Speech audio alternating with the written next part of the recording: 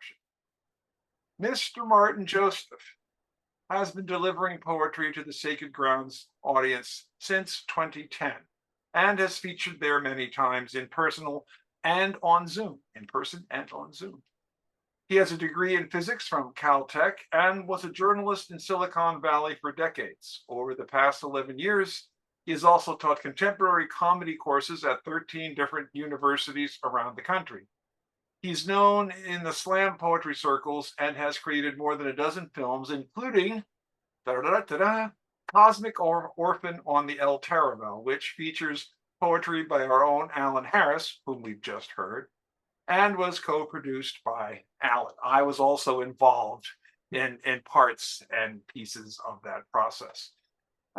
He has a claim to fame in that some time ago, he predicted the current state of political affairs when he wrote a piece concerning the only real threat to democracy these days would be the zombie apocalypse, which we feel now is upon us or evolving in that direction. So I will leave it at that. A great poet, a good human being, and fellow artiste. The first one tonight is called I'm Running for President.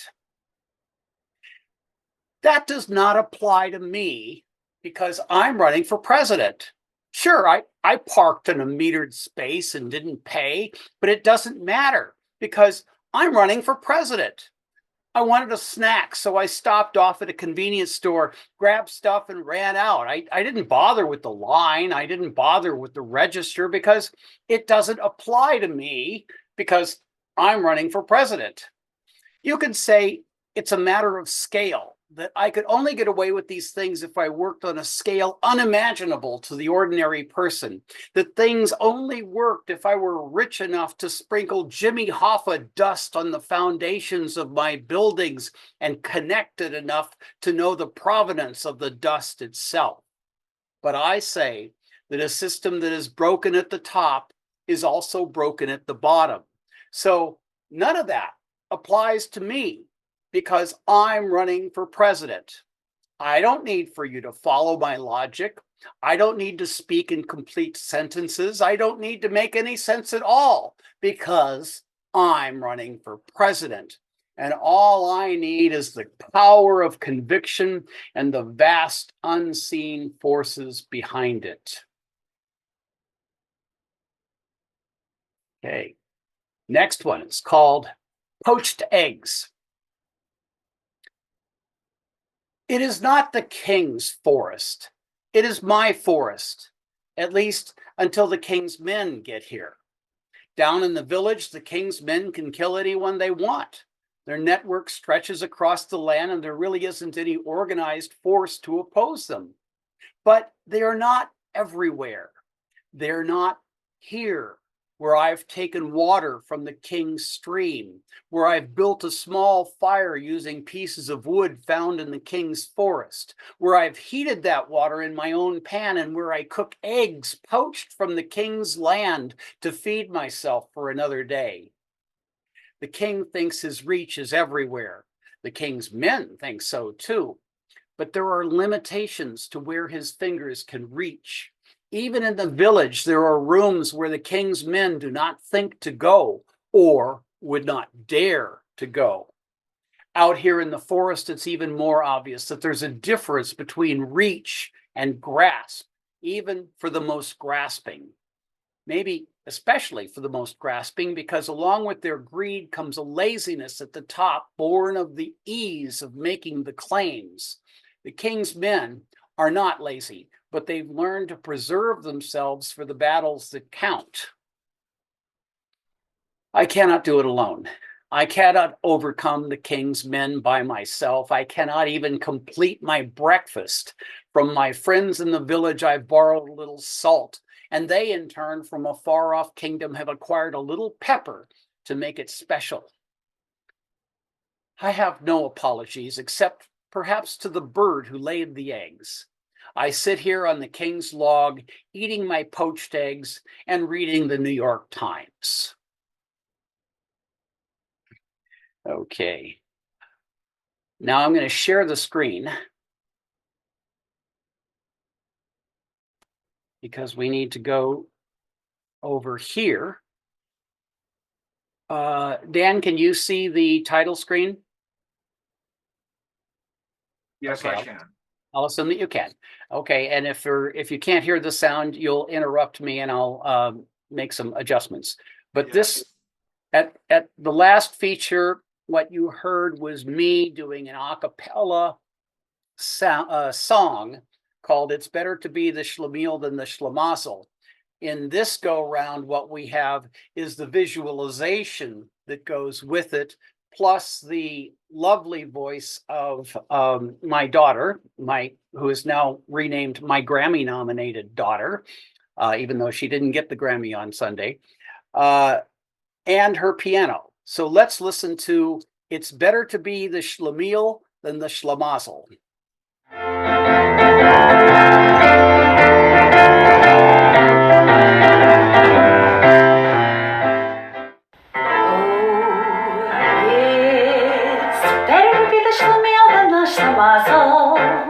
It's better to make mistakes than take the hit. As we strut about the stage, you can find it on any page. There will be unintended consequences in the bit. They say that in most accidents there's not one mistake but two. It means where someone else went wrong, but there is also you. Oh, it's better to be the schlemiel than the schlemazel, to be walking the wooden plank in center stage. When you hear that your name is called, you turn round with the plank and all, and the unsuspecting schlemazel takes the hit. Now this may seem to you all artificial, but in the real world some people fall out their luck when they go around with one mistake hanging out. So my advice is watch out for the others and be sure that you run your own tight ship. Treat them all as if they were your brothers, and you know how all your brothers can make a slip. Still, it's better to be the schlemiel than the schlemazel. Awareness is the first intelligence. If you walk into that pane of glass, it will bounce you back on your ass, wondering where went your competence. Okay. And we'll go to another one. I wrote a sequel to a poem that I wrote a few years ago called "This Little Piggy." And rather than expect you to remember everything that I did 4 years ago and showed in a film called Cosmic Orphan on the El Terroval, I'll just show just that little clip so that we can lead then into the sequel. This is a poem called "This Little Piggy." This little piggy went to market. This little piggy stayed home. No, it was not a gender issue thing. It just happened that way. This little piggy had roast beef. This little piggy had none. But this is America. You would think that there would be plenty of roast beef to go around. But then again, this is America, and things aren't divided up that far. The other little piggy cried, "Wee, wee, wee," all the way home. He was the lucky one. The sanitized version of this is how the corporate media reported the story. I know better. I was there. Yes, that little piggy did go to market, but he was never seen again. His name is Fred. I'm not sure that the one who stayed home fared much better. I was there at Arby's when the third little piggy came in and ordered roast beef. The kid behind the cash register was so amazed. First, that a pig could speak English, and secondly, that his grammar was better than the cashier's. The rest of the customers were uneasy. They were not used to seeing one menu item come and eat another menu item right in front of them. Some of my minimalist friends claimed that there were really only two piggies, one who went to the market, ordered roast beef, cried "wee, wee, wee" all the way home, and the one who stayed home and had none. I'm here to tell you they are wrong. The little piggy who claimed he had none, I saw him walk into the dim sum place on Noriega. I saw him walk out with a pork bun. He got halfway down the block eating it and then stopped. He looked down at the bun and said, "Oh man, this tastes like Fred." I met the little piggy who cried wee wee wee all the way home. He did that because he discovered what happened to the first piggy and to a lot of his other relatives. He was going back to tell the others. I had coffee with him at the Sacred Grounds Cafe after he calmed down a bit. His name is Carl. He asked me if I had known about the tying of piggies' left rear legs in a line, hoisting them upside down on a wheel and cutting their throats one by one to feed America. I said, yes, it was something that my culture did. I wasn't proud of it, but I did like a little bacon in my sandwich. He looked at me accusingly and asked, well, what happens when they run out of piggies? Will the cafes feature cold, thinly sliced poet on a choice of sourdough or ciabatta bread? I looked back at him and asked, with the government shut down and no FDA inspectors on the job, how will they know that real poet was being served? The government doesn't know what real poetry is, said Carl, so it doesn't make any difference. Just a label.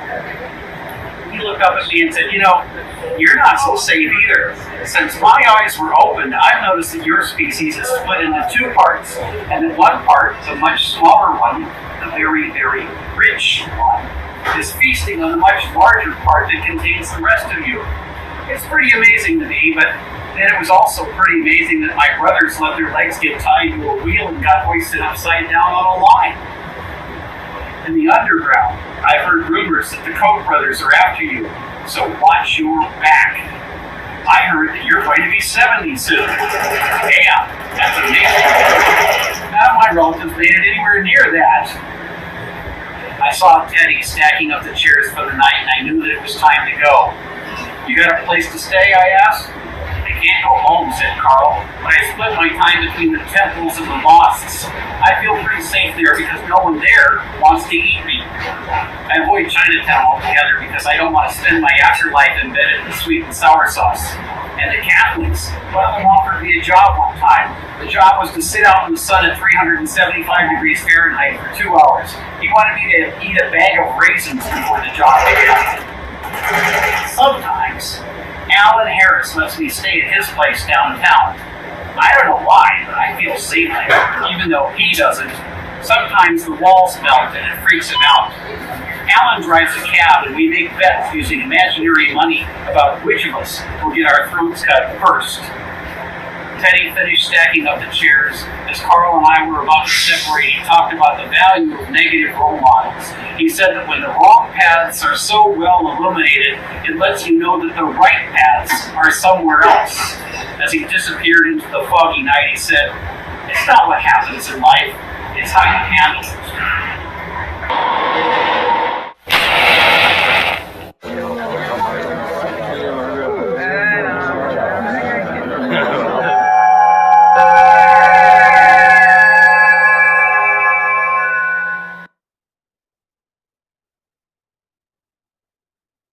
Okay. I didn't know how when I wrote that how prophetic the disappearing act at the end would be, because we hadn't had COVID yet, and I was only going to be 70, and now I'm 75. But that's a different story that we'll get to shortly. Okay, so now we get to the sequel of Impossible of this little piggy. It's called Impossible Poet. Carl wanted an excursion. He was the only surviving member of the This Little Piggy saga, and he hadn't been out since all of his sibling piggies had been killed. We had a deal. I don't eat pork anymore, and he doesn't guilt trip me about poetry cafes serving cold sliced poet. I probably should have kept things figurative and not taken him to the local upscale supermarket. It turns out that not only have I evolved, but the supermarket has too. There it was in the refrigerated case, a package of impossible pork. You know what this means, said Carl. Small packages of impossible poet cannot be far behind. Now people won't have to go to poetry cafes at all. They can have all the poet they want right at home at a TV tray in front of the tube. The question is the same as before. Is it real poetry? And how can you tell? Maybe AI can do a better job. Maybe Impossible Poet is better than Real Poet, or at least more convenient. No need to listen to poetry anymore. No need to think about it. Just eat your poetry and let it digest itself. Next one is called, Wouldn't You Like to Be a Pepper Too? They marched along like a scene from The Music Man. One of them asserted, I'm a pepper, he's a pepper, she's a pepper. Wouldn't you like to be a pepper too? I thought about it for a moment. There is that attraction of joining a group, of being supported by others in a common cause, of going with the flow like a leaf being carried by a stream, safely surrounded and supported, like a warm visit to nowhere.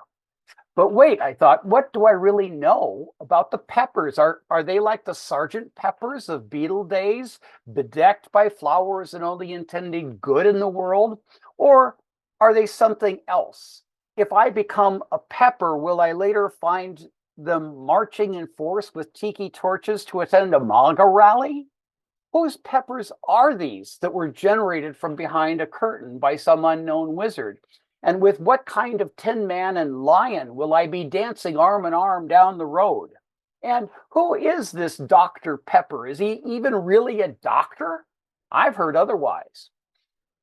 I do remember the introduction of the beverage with my mother dishing out samples wearing her white uniform in 110-degree heat and nearly 100% humidity, the air steaming up from the asphalt in a St. Louis supermarket parking lot.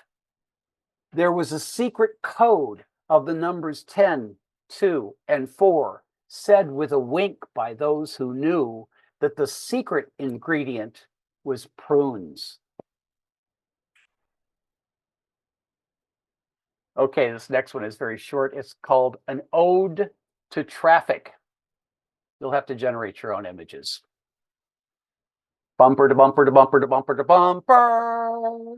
Bumper to bumper to bumper to bump, bumper to bump bump bump, bump bump bump, bump bump bump, bump bump bump bump bump, bumper to bumper to bumper to bumper to bumper, bumper to bumper to bumper to bump, bumper to bump bump bump. Okay, now we get to the featured poet. Everyone had waited months for this. The featured poet politely awaited while 12 warm-up poets told their tales, and it was finally his turn. The host announced him after first articulating his bio and declaring that the featured poet needed no introduction. The featured poet collected his notes, rose slowly from his table, and took the microphone. He looked around the room, taking it all in, making eye contact with various audience members, taking a breath to get settled and spiritually synchronized. In a deep and thunderous voice, he intoned, Donald Trump is a big fat poopy head. Wild and sustained applause followed, accompanied by various hoots and animal noises. Okay, now this section says poopy, and this section says head. Ready? Poopy, poopy, head, head, poopy, poopy, head, head, poopy, poopy, head, head. The featured poet nodded to the approbation, whispering, thank you, as it continued. He then collected his notes, stuffed them into his pocket, and sat back down at his table.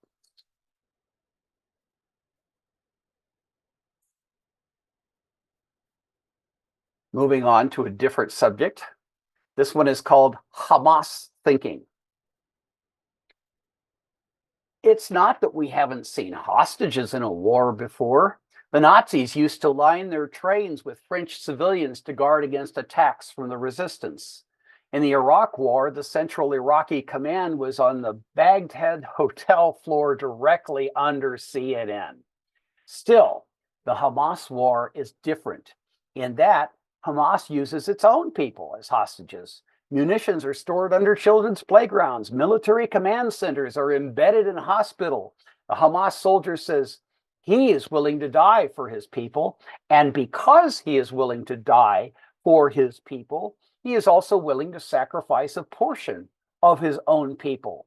Because this war is not just fought on the inside, it is fought on the outside as well. It is fought in images as well as in facts, even if he has to send a rocket into his own hospital. Such is the pain, such is the intolerable pain of using whatever is at hand as a weapon.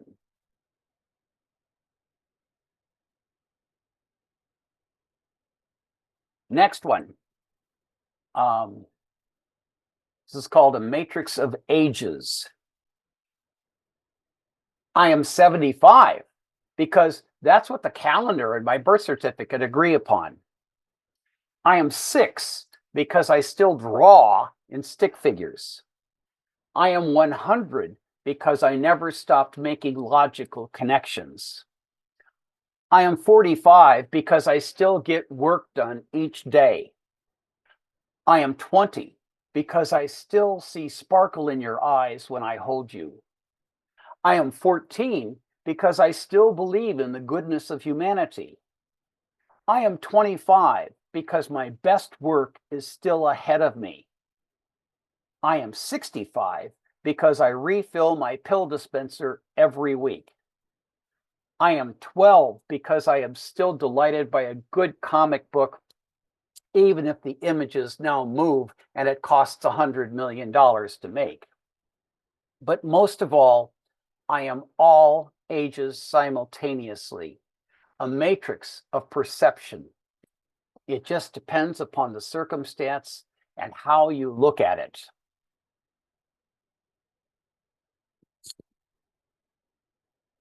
And finally, here's one. I just turned 75 in January, and 75 is the diamond year. So this is called Diamond Years.